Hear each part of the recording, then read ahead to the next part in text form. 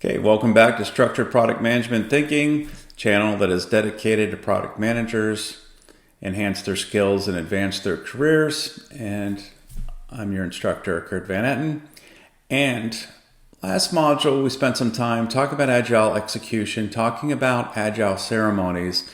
And I wanted to take some time here to focus in on the retrospective and how to use the Agile metrics to drive the behavior of your team and create that culture of continuous improvement. So here are some best practices that I recommend with the retrospective.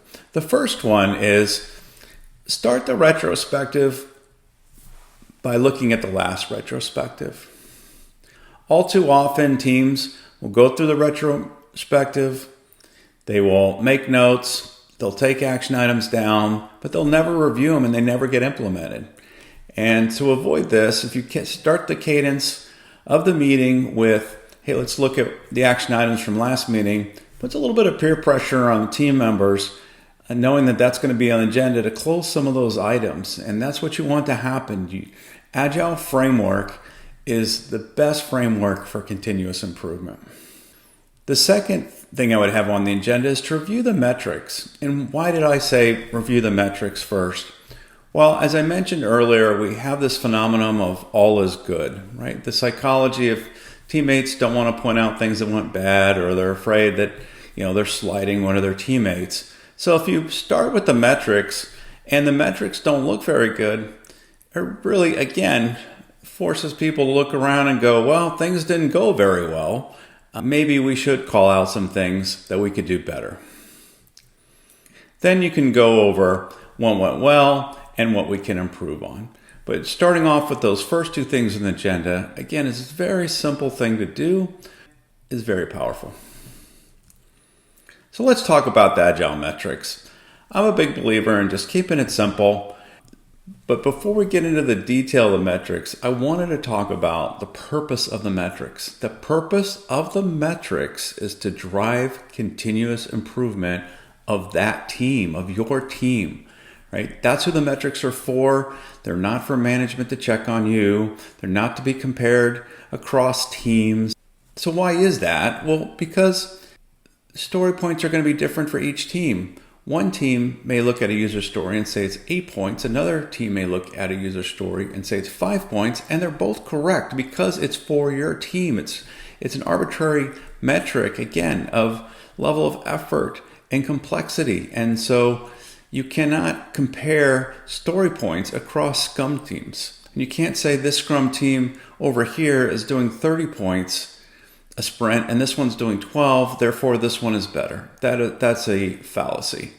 So knowing that these metrics are just for your team and knowing that the purpose of them is to drive continuous improvement, I really recommend only looking at two metrics. The sprint burn down chart and velocity charts are often referred to as the say-do ratio. So let's dig into these a little bit.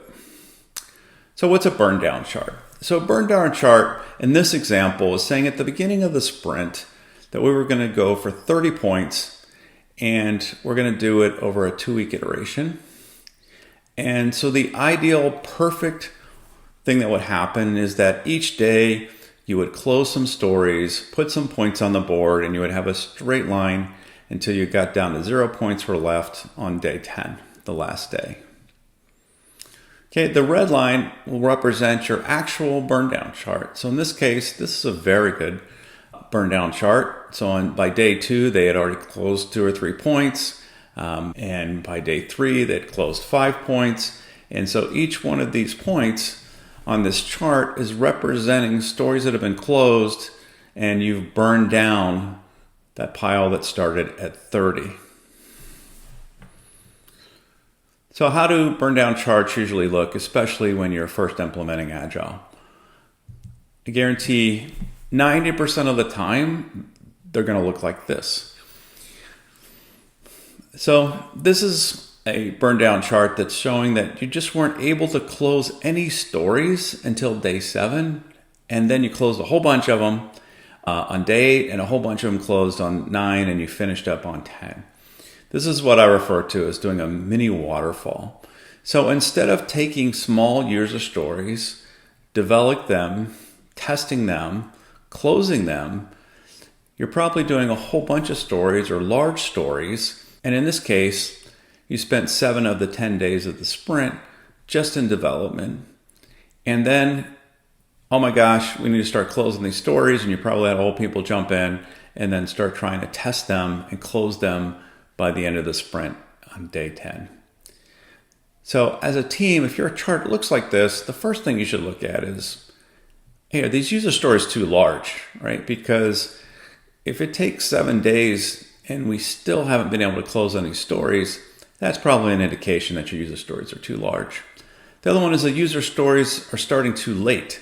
A lot of times, if the user story is ambiguous and there's a lot of questions, the engineering team says, well, I need to do another spike. You end up with this delayed progress phenomenon where the first 3 or 4 days, there actually isn't coding going on. There's just things that are being clarified again and again. And if that's the case, you need to go back and look at your definition of ready or enforce your definition of ready. The other phenomenon that you'll see is burn down charts that look something like this, something like a sawtooth pattern. And usually what this is representing is this sprint, we got off to a great start. By day 2, looks like we closed 2 or 3 points. Then all of a sudden, more story points came in. And we worked those down for a bit till about day 7. And then some other work came in day 8. And then we worked that down. So this is called unplanned work. So most of the time, in this case, it could be legitimate. You could have just had some work came in. There was a field issue. There was a high priority bug. There's some work that was super critical that needed to come into your team that you just weren't prepared to do or didn't plan for. But a lot of times it's a quality issue. A lot of times it's, as I mentioned before, instead of having quality standards with the user story, they'll close the story and then they'll open a bunch of stories to fix the bugs or other quality issues, and that becomes unplanned work. It also becomes an indicator, again, of poorly defined user stories where you have stories and you realize their story didn't really meet the user need, and we have to start writing some more stories to actually create value for the user. And then there's just plain out scope creep. We're like, oh, I didn't think of that. Let me write a story for that. And so this is also quite typical, especially when you're first implementing Agile, that you'll see one of these two things. The second metric that I would encourage everyone to look at is the velocity chart, or referred to as the say-do ratio. So as we talked about before, when you're going to take stories from the product backlog and move them into the sprint backlog, you want to have some idea of your capacity. Well, how do you know what that capacity is? Well, as you learn over time what your capacity is through sprints, and the best way to do that is look at your velocity charts over time.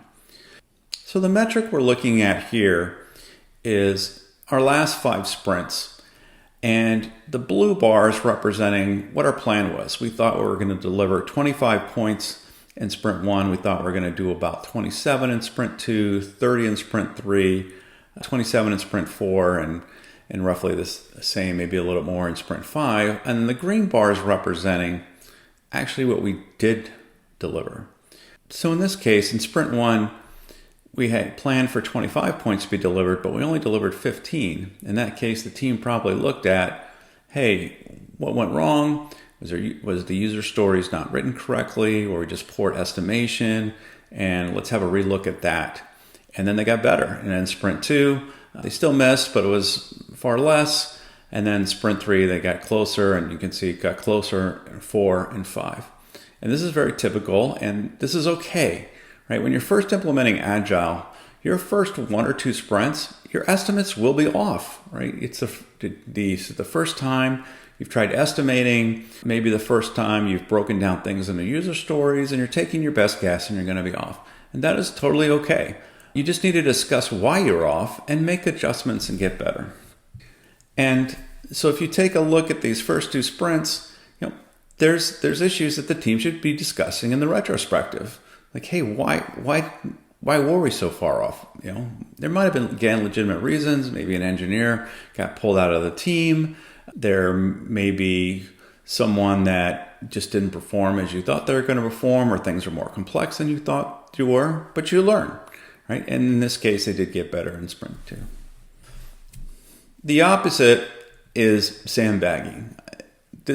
Happens when the culture of the organization is putting too much scrutiny on these metrics, and people are scared and they don't want to make aggressive goals. So they just want to make sure that they get done what they're going to say they're going to do. So in this case, in sprint 3, the team planned for 20 points and they delivered 30.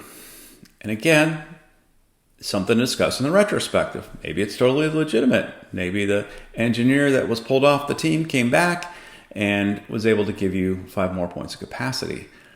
Maybe the case was you were just scared and got way too conservative in your estimation.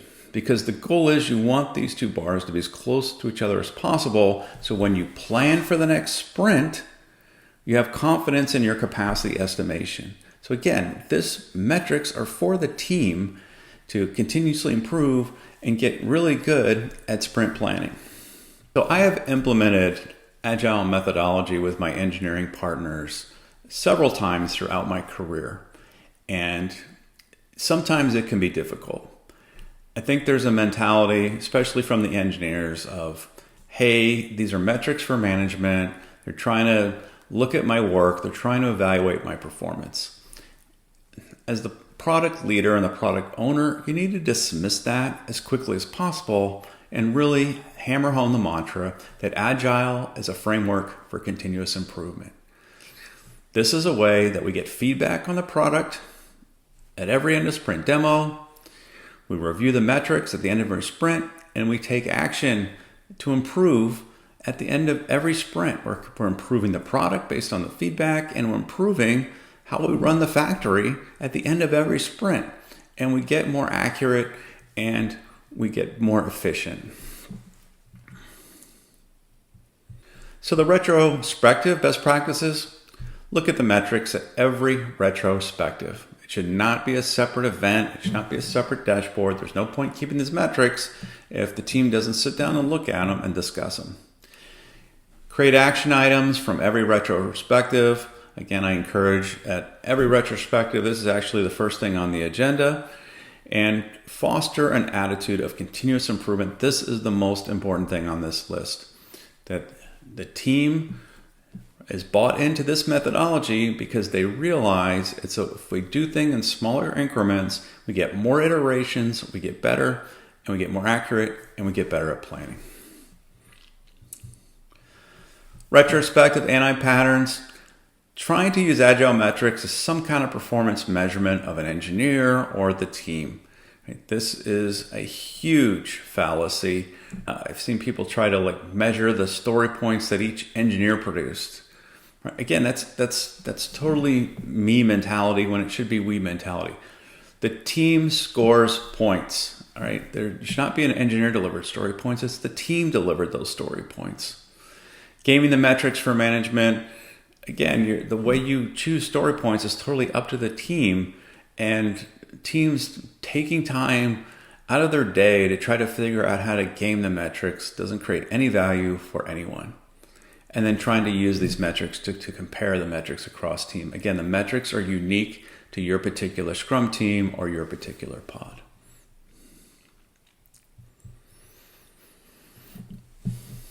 So this was a very short module, but I really feel passionately about this topic because I've seen it go wrong so many times, and I really cannot overemphasize the importance of the soft skills and the leadership skills of the product manager and Agile methodology.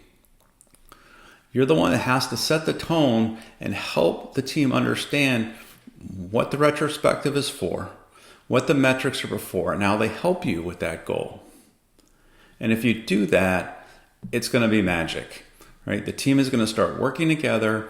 They're going to start working together to get user stories delivered. People are going to get outside of their lanes.